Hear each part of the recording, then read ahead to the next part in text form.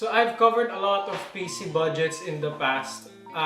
We did a 20K, we did a 15K, we did an 18K, we did a 10K, but that was really old nung hindi pa nagsha-shortage. That was early 2020. Saka second-hand parts din. For this video, I tried to squeeze in the best budget as possible, and we have the Athlon 200 GE, which is basically the cheapest I would go. I would prefer this Athlon 200 GE over the A8 series or A10 series just because meron siyang Vega 3 graphic. This build total costs 12K, and this build will be for sale after this video as well. I'm trying to make a Shopee account para Shopee checkup na lang, and then, you know, my COD kasi as of now, puro lalamove lang ako. So I'm trying na ayusin yung Shopee ko para kung may bibili man, pwede sila mag-Shopee checkout para COD na. For this build, it's basically like the Athlon 3000G, pero yung build na ginawa ko doon is only 8 gigs of RAM. So I cut down on other parts so that we could fit in 16 gigs of RAM. So that's why we have an Athlon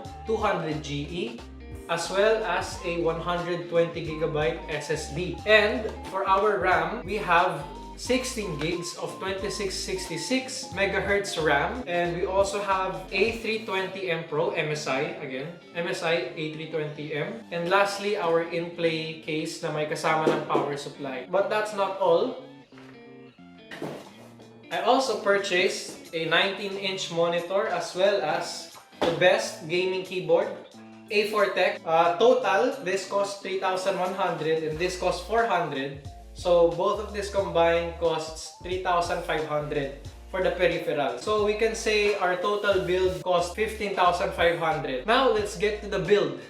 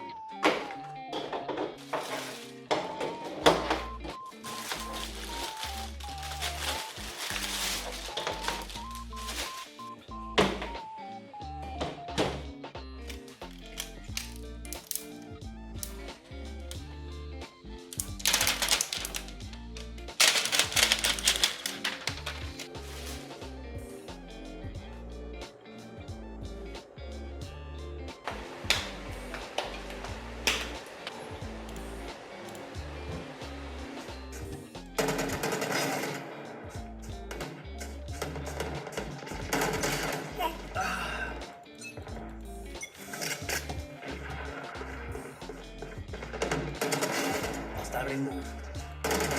Bring the kitty.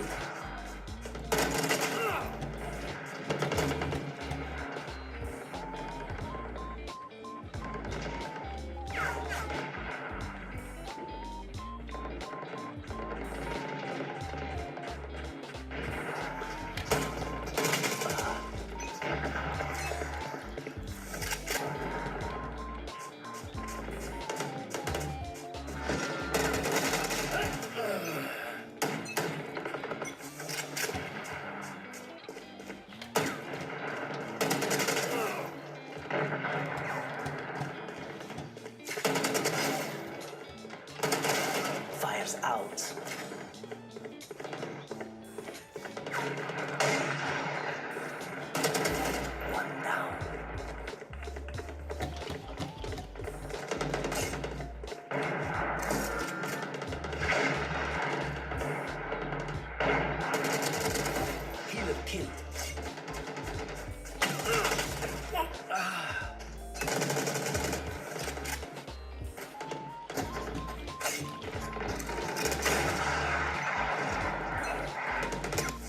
So that's the end of this video. Thank you for watching. As you can see, malakas pa rin ang Athlon 200 GE. And it has 16 gigs of RAM as well. And it runs Valorant pretty smoothly. I did not drop below 60 FPS. Naka 1080p na yan ha. This PC will be for sale. Buong set na.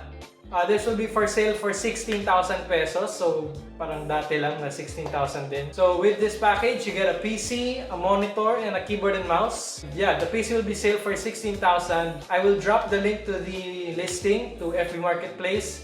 And tatry ko kung kaya ko ilagay sa Shopee. Pero kung hindi, okay lang naman ipalalamove ko na lang. Kasi pag lalamove, same day delivery, makukuha mo na agad yung PC. So thank you for watching.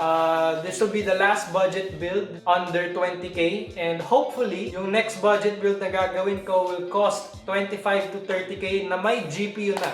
Tatry ko mag Ryzen 3 3rd gen or maybe an Intel 10th gen. Pero we'll see, depending na lang sa budget kung ano kaya. Kasi maghahanap pa ako ng GPU na sakto sa budget. There you have it. Thank you for watching and I'll see you in the next video.